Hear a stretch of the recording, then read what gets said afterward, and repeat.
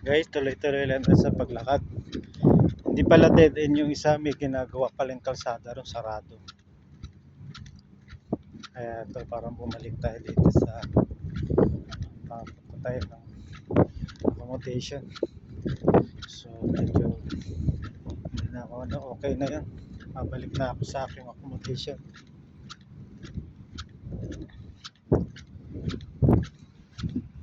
Kaya guys, yung mga bago lang palang pupunta dito sa actually mahigpit siya, pero nasa inyo na lang yung talagang papasaway kayo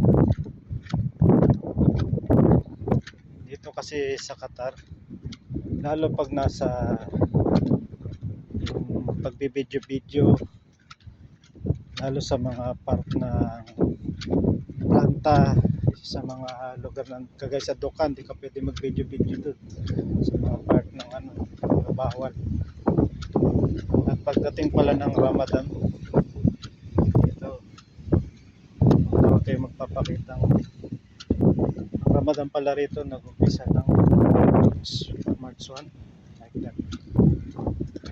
Huwag kayo magpapakita sa mga Muslim na kumakain kayo, tumiinom ng tubig at sigarilyo, lalo sa mga lokal dito. Huwag kayo magpapakita. Please, kung gusto nyo kumain, patago. Actually dito sa Paris Hypermarket meron ditong restaurant. Pagka Ramadan, bukas sila pero kino-cover nila yung pinto nila, naka-cover. Pero may mga kumakain sa loob. Kasi actually dito sa may tabi naman lahat Muslim. May mga Hindu, may Buddhist, Catholic, like that. Kaya yung mga restaurant dito bukas. Pero nilalagyan nila ng cover. Kung gusto nyo minom ng tubig, patagorin yun. Nadala kayong tubig, punta ka lang kayo sa lugar na wala masyadong tao, doon kayo minom ng tubig. Pagdating namin sa sigarilyo, huwag nyo nang balakin. Kung gusto nyo manigarilyo, doon lang kayo sa accommodation nyo, sa kwarto. Yun, doon kayo manigarilyo. Lalo na alak. Diyan ang pinakamaigpit dito, alak. Wag na wag kayo ritong papahuli ng may alak. Okay, nahulihan ng alak, you going home. Wala sa oras pa uwiin kayo, i-deport. Kaya